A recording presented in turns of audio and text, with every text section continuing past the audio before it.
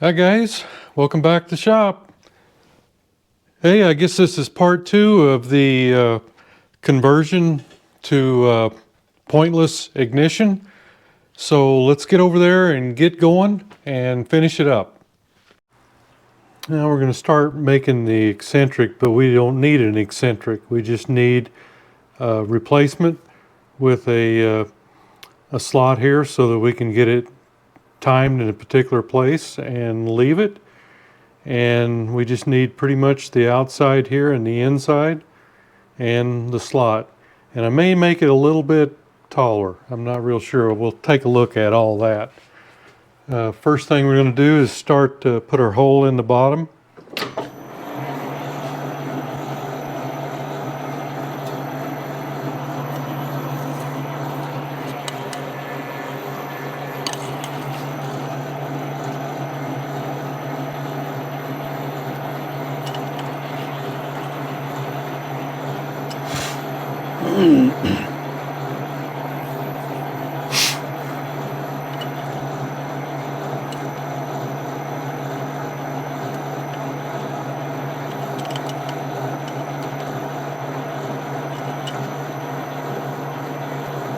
Just get the pilot kind of drilled here, and then we'll get our other drill bit.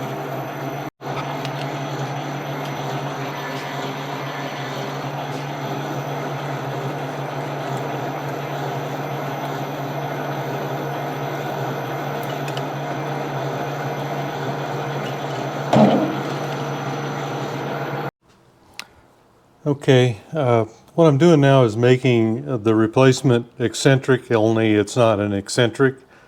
It will only, the magnet will fasten to it. So I'm making it a little bit tighter up here where it's going to slide on. Let me grab that thing.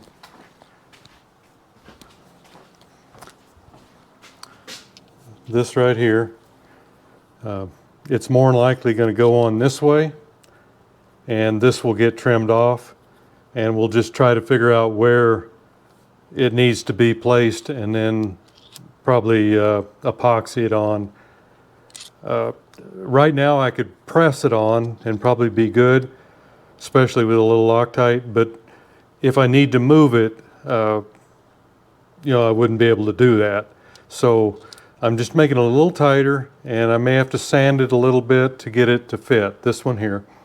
Now, one thing I want on this one, this here has to go through the hole in the stator plate.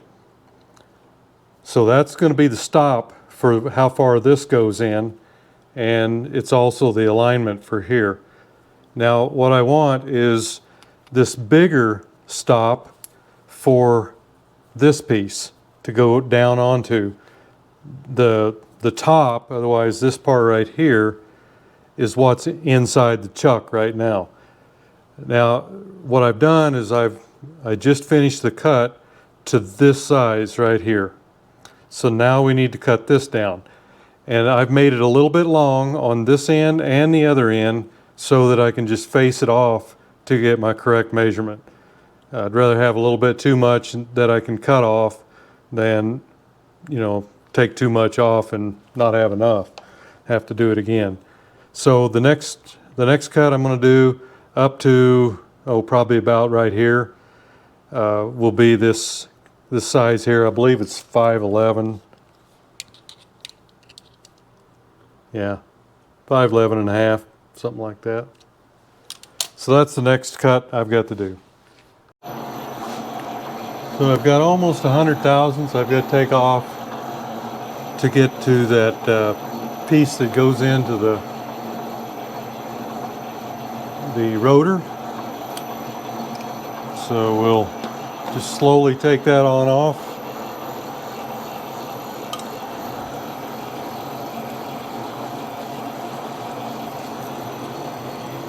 Now we've been working with aluminum up to this point, so this is steel.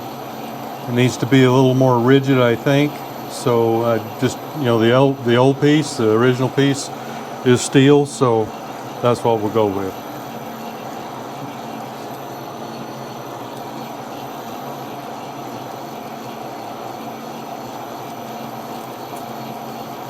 It's just going to be a kind of a trial and error here. We've got, we should be able to get a light indicator when we get ready to do this to make sure where, to show us where we need to put the magnet.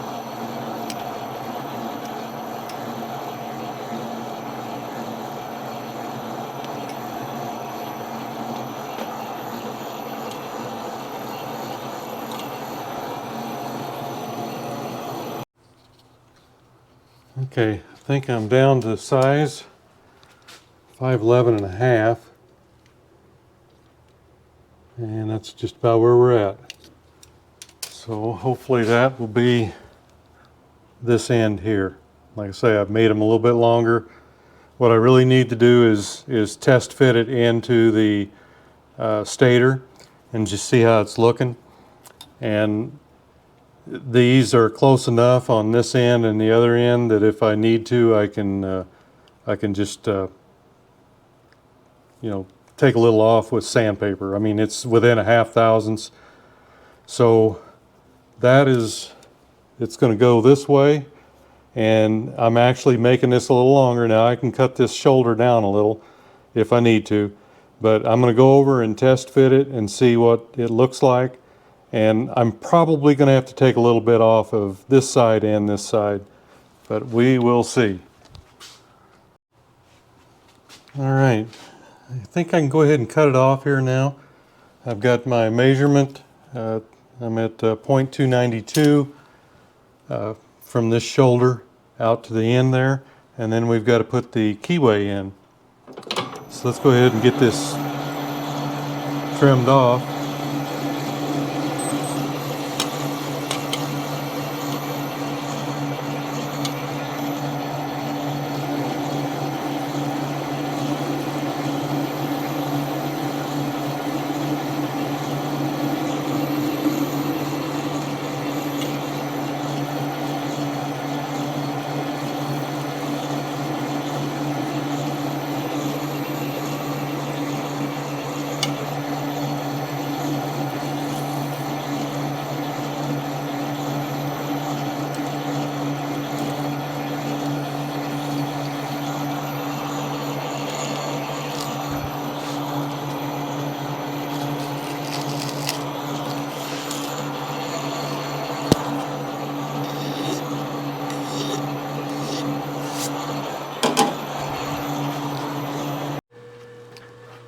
Okay, I'm set up here to cut the keyway. It should look about like that. The keyway cutter that I've got is just a little bit narrow. It's 16 thousandths narrow. So once I cut through the first one, then I'll have to raise it 6 thousandths or 8 thousandths and cut a little bit more, and then drop it down 8 thousandths and cut a little bit more. So we'll just try to get the first one in first though.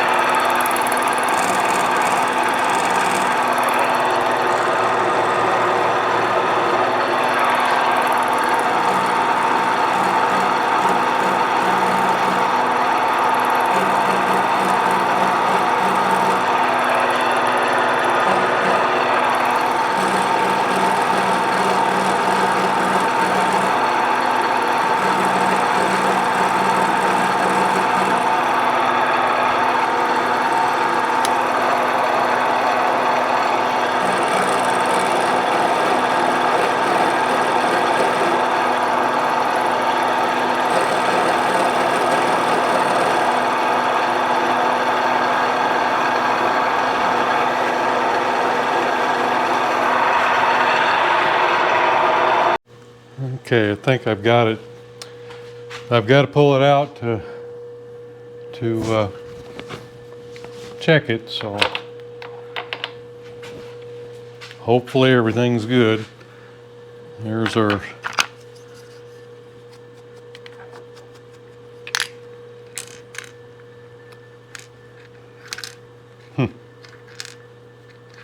can't get it, there we go. So that should be what we need. Let me get over there and check it out. Okay guys, here's our new one, and actually it's going to fit just about like this. And I think I mentioned the reason I put this in there was to have a stop for this as it goes down onto it, and it's got to be above this and not hit that. So the next thing we need to do, and I'll probably have to take a little bit of the top off, and I may have to take a little bit off here, and of course this piece here I don't need either, so we'll be turning the rotor down just a little bit. But this, we've got the keyway in here. I'm not real sure you can see that.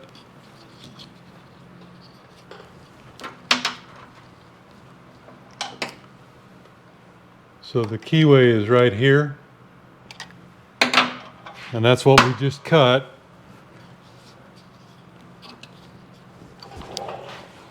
And this piece, this will go right into that key. There we go. And we have probably about a 1/16 of an inch gap between this and the plate. Shouldn't be a problem. And this needs to go down. It's a very snug fit, but I've got a couple things I can do. This is all the way down there, and I believe the magnet is just a little bit high at this point. So I can take a little bit off the bottom of this rotor, and that should get it just about where it needs to be. It would probably work where it is, but I think I just want to take it down a little bit. I can either do that on the bottom of the rotor, or I can take a little bit off the bottom of the adapter that I just made. And then of course we don't need any of this out here. This is probably designed to go down on the Kawasaki and go into a keyway type thing on both sides, and we don't have that, so we're not going to do it. So let me pull this back out, and we'll see what we can do.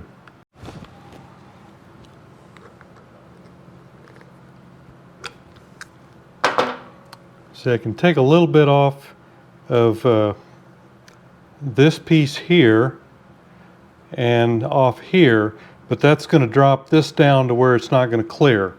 So I think what I'll do is take about 1/8 of an inch off the bottom of the rotor, and that'll still give us plenty of meat between the, where the magnet is there. And I will end up taking almost all of this off, and then this, once we find the proper place, then we can just epoxy this piece on here.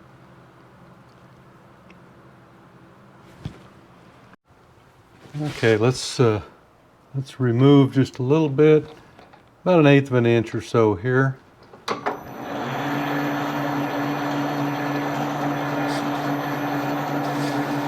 This will come right off because it's aluminum.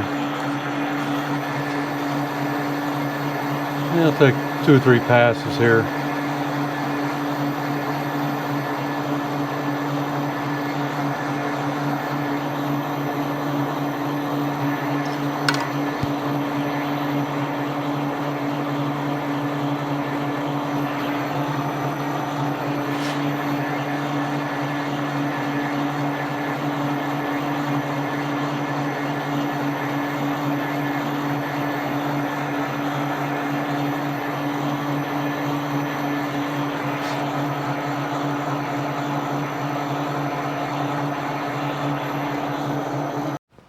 Yeah, we'll try that. You just take a little chamfer there. We can always take a little more off if we need to.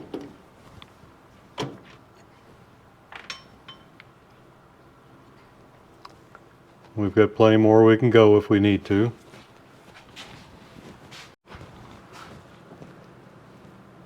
All right, let's see what it looks like here now.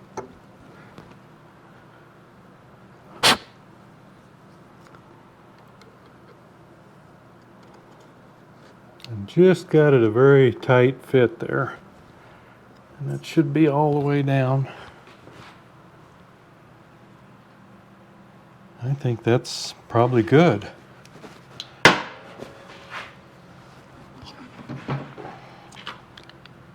See, we've got our magnet there in relationship to the pickup, I guess you'd call that. We can go down more if we need to, but first I'm just going to see if everything will pick up right there. This, I'm sure, is probably where the, if you had an advanced system, that's probably where that goes into. This particular engine does not have a centrifugal advance on it, so I'm sure it's just wide open advance, whatever it's supposed to be all the time. I'm not sure that it will run this way, but it didn't have advance before, so I'm not sure, I don't know why it wouldn't run now. If that's the case, if I have to have an advance, then I'll probably have to get one and hook it up. So I probably don't want to cut much of anything off here until I know for sure, so that I can get all that. So I'll have something at least to build on. But right now what I've got to do is I need to strip some wire. Need to strip this casing off, because the black wire and the white wire are going to go to the coils here, and I suppose I'll have the red wire for the power. It's got to go to a switched power supply, so it'll be a little longer, but I'll get this stripped off and then I'll bring you back. And it's just kind of a slow process here. I've got to get this sheathing off, and you don't want to cut all the way through, of course.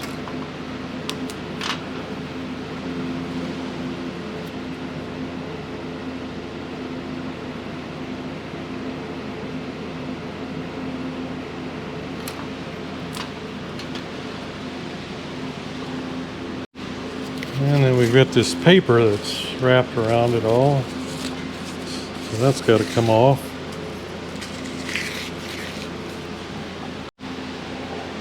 Okay, the red wire is going to go to our power, and the white and the black are going to go to our coils. And I'm going to leave plenty of wire here just in case I need to move something or whatever, so you don't want to hinder yourself right off the bat. So I'll cut it about right there, and then we can tidy it up. If we've got it all in the right place, we can tidy it up after we get it going for sure.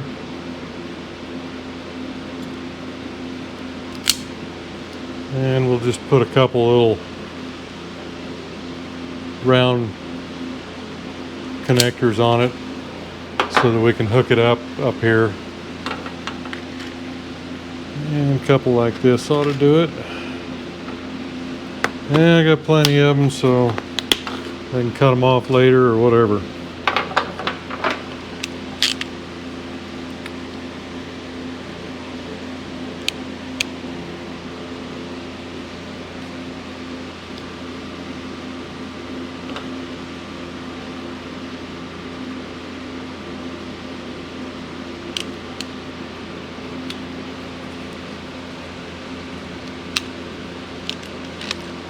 I think I got it in the wrong one there. Yeah, I did.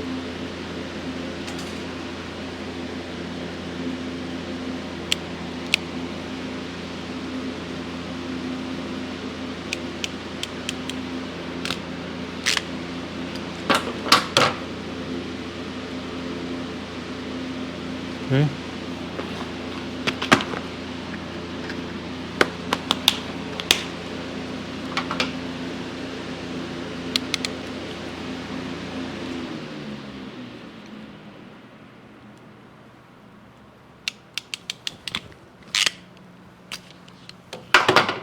Okay, nice little connection.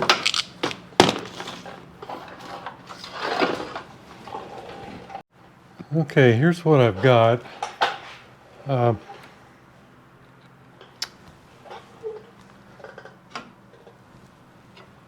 I've got the switched hot wire right here, and I'm running that through another fuse.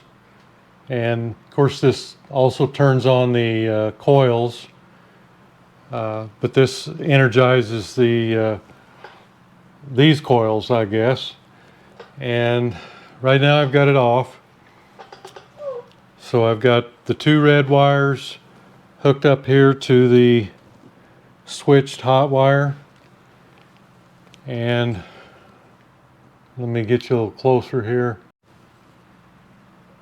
I've got, right now, this is the left side, the orange wire. I've got the black wire hooked into that. And I've got this around at, let's see here. I don't have it around there yet. Okay, this way is the direction of engine travel.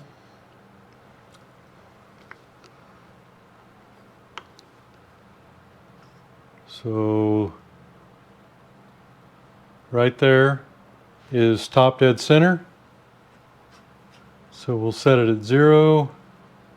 And this particular engine is timed at 1.8 before.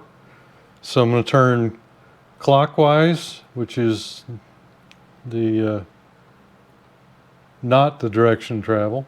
There's 1, and there's 8. So that's where it should let's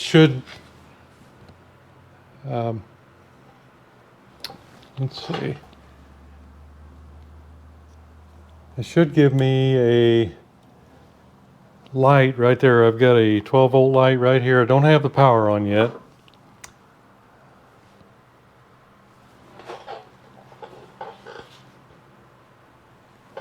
Okay, this should be number 1, and this is of course number 1 here. And turn the light on, or the power on.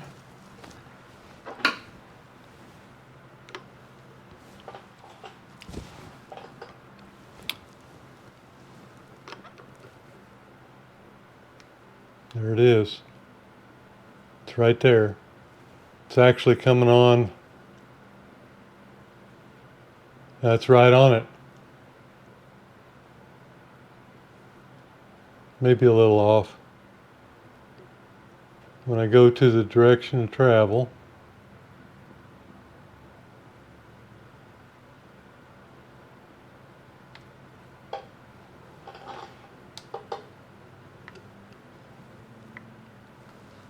it's off.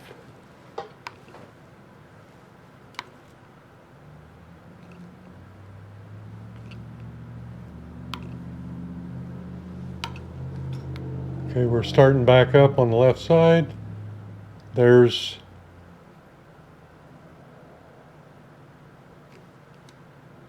top dead center, and there's 1.8 before. So it's just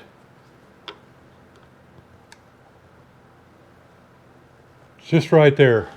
If it's not right on, it's close enough that we can adjust it with our backing plate. So that one's good. So So the other one should be good. If you got this side set, so I'll just go ahead and pull the dial indicator out. Actually, I ran it through a while ago and it's the same over there. And I'll switch this over to the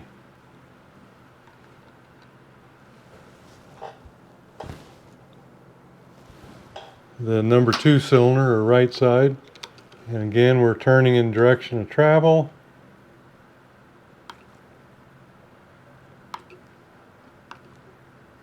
There it is, right there. You can see that just the magnet just starts to pull into this bump here, the pickup area. I think you saw that, I'm not sure. Anyhow, I think we've got it placed close enough to right. I'm going to go ahead and push this on, and it's tight when I push it in there, so it should stay. And we'll see if it gives us fire and see if it'll start, I guess. Okay, I've got the plugs laying up here.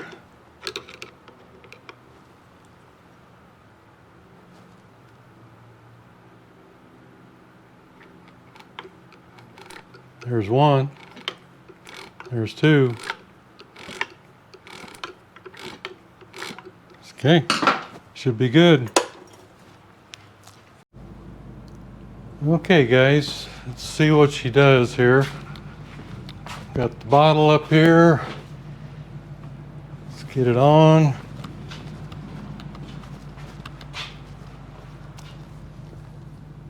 And we'll give it a little power. Get you a little closer here.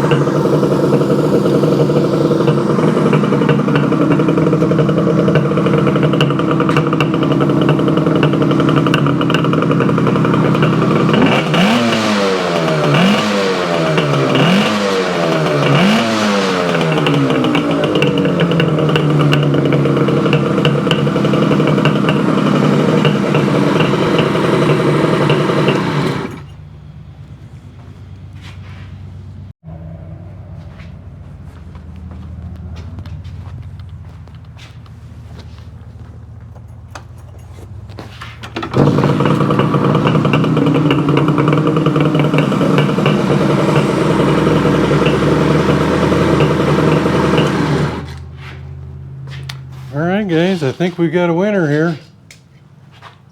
I've just got to clean up some of the wiring, and we'll get a timing light out and see if we can get her timed. It's, you know, I'm probably not, I don't really have a timing mark. I'm just going by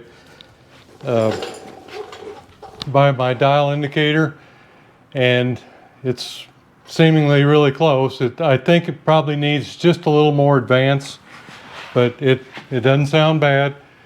And this, of course, is just, I've just got it pushed on there, the rotor. I will have to find exactly where it goes. That should be probably about it. And because I've got plenty of adjustment here through my the holes that I put in there, the slots. setting just about in the middle, so should be able to get that. And pretty simple, actually. It just took a little machine work to get it to work, but you know, I may work on the plate a little bit. I may actually make one that is a little thicker, but this one's working just fine. And you know, it is what it is. You know, no more points. That's the deal. It seems to have a good hot fire. But yep, I'm going to have to get this, you know, glued on there. I don't think it would move. And I don't, since this bike didn't come with a Advance, I don't think, you know, I can probably get one for a while one, but you know, what's really the point? Because you know, it runs without them anyway. The point system is just you're at full advance to start with, so I think it'll be all right. I really do. But I'm gonna get this all cleaned up and try to get me some timing marks. And you know, I know where they were. You had a two little slots out here. Of course, I cut those off. So but I've got it marked here where the 1.8 millimeter before top dead center is. Now there is this little gizmo here. This is actually the timing mark, and it would go underneath. I think it's right about in here. So I'll probably cut a hole out there. Too bad this one wasn't over there. And then I can get the mark on there, and I can get a mark on the rotor, and then at least I'll be able to set the timing. So just a few little cleanup things you have to do, but it's going to work. And you know, I don't think there's going to be any issues. I've just got to finish it up. Okay, guys, there you have it. I mean, it's certainly runnable the way it is, and probably would cause absolutely no problems at all. I'm not exactly happy with it, and it may have been just the way I was looking at the backing plate when I did this. There's a lot of things that I think would have worked better if I had oriented this a different direction.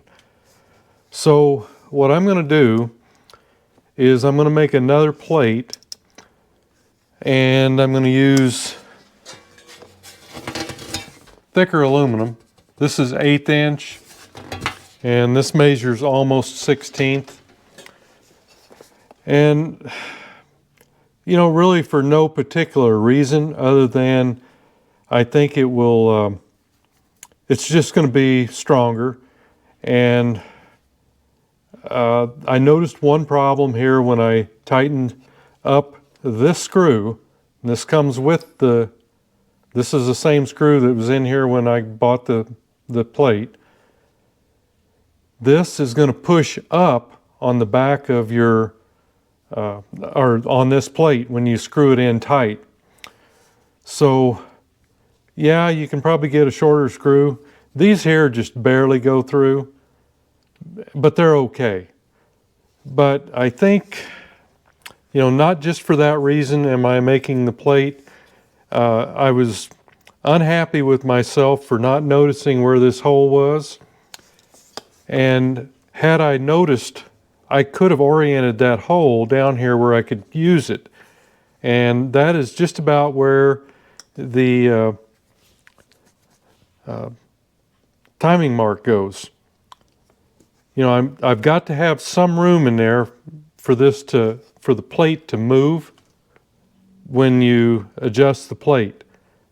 So I'm going to redo the plate with a little bit thicker material, and I'm going to orient that where I can use the timing mark. And the other timing marks are right here on the rotor, I guess you want to call it, the eccentric. This is the the one that come on the bike. And the one I've made, I've got it all marked, and all I have to do is I'll go ahead and degree wheel it and find out exactly where it is, and then I'll put a chisel mark or something up there similar to what they've done here, so you can run it with a timing light without hooking a degree wheel up. But anyhow, these are just some thoughts of mine. I think it would run just fine because it sounds like it runs better than it did with the points when we had it up and running. But that's possibly because the points have never been adjusted on it since I've had it, and the fact that at least one of the condensers was bad. I did replace one because it just fell apart. But I think that's what I'm going to do, and I'm going to orient these more like this. So this flat portion of the plate will be up here more. There's a slight angle to it, but not as much. And I think that's going to help me with my timing mark, get it where I need it. And it also leaves me this big space here for the timing pointer, if you will. So I think that's what I'm going to do. But as we've proven, this thing doesn't care what motor it's on. In this case, it's on a twin cylinder, but this was actually made for a 4-cylinder. And I'm satisfied that if you have in this case, a 12-volt single cylinder, you just take one of these off and you'll be able to do the same thing. These things just don't really care where they're at. They're just designed to function. And, I think that's really the way all ignitions are. We even proved it with the 125MX. We put a CDI unit on that didn't come on that bike, never did, and it works fine. We had some other outside issues with it, but still. Another thing that I think, if you remember at the very first of the part 1 video, when I took these plates off, there was some goop underneath them, and one of my viewers, Robert, told me that that is thermal paste, and it is evidently designed to draw heat out of these nodules, I'm not sure what they're called, probably into the aluminum plate to help dissipate the heat. And it's his feeling that if you don't use that, then they will probably fail prematurely. So Robert, thank you. And that's another thing I've done is I've ordered some. Of course, everything that I want pretty much I have to order. We just don't have stuff here unless you need a can of black spray paint or something. Oh, I did go up and get a little 3mm .05 tap at the hardware store. I was surprised. But anyhow, sometimes I luck out. But these are some things that I'm going to readdress. So there'll be a part 3 to this, and maybe even another one. But I want to get it down to where I'm happy with how the adjustments are and how I can just hook a timing light up, hit it real quick, and adjust the timing and not have to do a bunch of hocus pocus.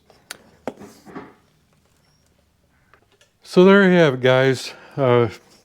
It's a pretty easy thing. I think it can be done without a lathe and without a mill. I think if you wanted to, you could just glue the the rotor onto this piece, or in the case of the YL100, probably the advance that goes on there. They actually have an advance that comes up there that has springs in it and whatnot. This one doesn't come that way, so I'm satisfied it will run just as well, probably better, with this setup than with the points, and you don't need the advance. I'm satisfied also that you can remove one of these and run it on a 12 volt single cylinder if you want to. There's just all kinds of options, and you know, this would be just fine, but like I said, I was a little unhappy with the way I looked at this, and I had some options that I could have made a little better choices with. So I'm just going to redo it. I really enjoyed this project. It was a lot of fun, and it's not over. This is part 2. I'm going to at least have one more part where I can, I'm going to rebuild the stator, put it on there, and be able to, I'll probably go ahead and set it up with the degree wheel, and then I'll come in and do a timing light check on it. But I want to be able to do that as easy as you could have with the original setup, with hopefully pretty close to the same timing marks and all that stuff. So look forward to that. It may be a little while. Like I say, I had to order the thermal paste, and again, Robert, thank you. He said it's not dielectric grease. So if you guys are contemplating this or doing a modification, it sounds like it would behoove you to get some of that thermal paste and make sure it's underneath there applied properly. I ordered some from Amazon. I think it's, you know, $6 or something, for probably more than I'll use in 100 years. But anyhow, I've got that coming. I've got the aluminum, so I'm going to go ahead and kind of start with that part of the project. And rest assured, I'll be taking you along on the ride. So thanks a lot for going on the ride, and we'll see you next video.